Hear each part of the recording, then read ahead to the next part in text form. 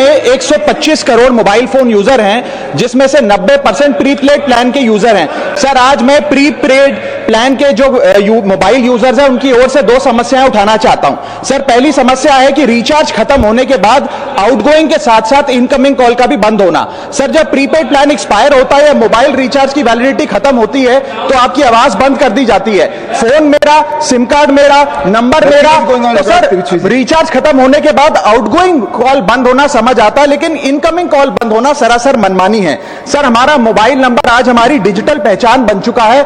Essential communication जैसे कि UPI payment, banking, OTP, train ticket OTP, PAN Aadhaar authentication, interview का call, hospital का call, मां बाप का गांव से कॉल, तमाम चीजें इनकमिंग कॉल और इनकमिंग एसएमएस से आती है और वो इसलिए बंद कर दिया जाता है कि इंसान एक रिचार्ज कराना भूल गया।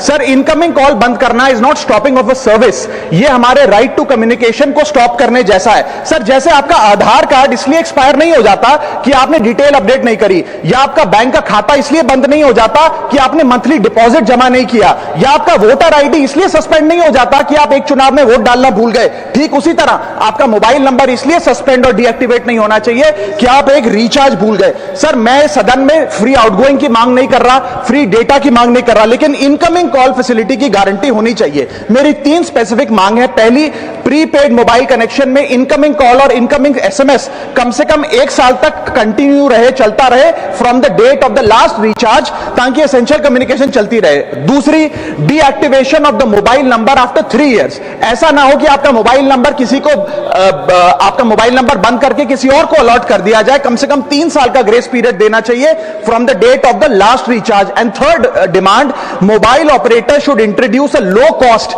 Incoming only plan. वो लोग जो सिर्फ इनकमिंग के लिए फोन रखते हैं उनके लिए, जैसे कि 10 रुपए में 180 दिन की इनकमिंग कॉल की फैसिलिटी, इस प्रकार की स्कीम्स मोबाइल ऑपरेटर को लानी चाहिए। दूसरी समस्या जो प्रीपेड कस्टमर्स फेस करते हैं वो है टेलीकॉम ऑपरेटर का 28 दिन का मंथली रिचार्ज। साल में सर महीने 12 होते हैं, लेकिन 28 दिन की रिचार्ज के माध्यम से 13 टाइम्स रिचार्ज कराना पड़ता है। कैसे सर? 28 दिन into 13 times is equal to 364 days. ये एक बड़ी क्लेवर स्ट्रैटेजी है जिसके चलते आपको फीलिंग 30 दिन की देते हैं, लेकिन आपसे डीलिंग 28 दिन की करते हैं। सर, दुनिया में हर जगह बिलिंग साइकिल कैलेंडर मंथ के हिसाब से होती है, 30 या 31 दिन। आपको मंथली सैलरी, लैंडलॉर्ड का रेंट, बैंक की ईएमआई, बिजली पानी गैस का बिल, तमाम चीजें 30 या 31 दिन के महीने के हिसाब से होती हैं। लेकिन ये मोबाइल ऑपरेटर, टेलीकॉम ऑपरेटर 28 दिन के महीने के हिसाब से आपको रिचार्ज प्लान बेचते हैं, ताकि साल में एक अतिरिक्त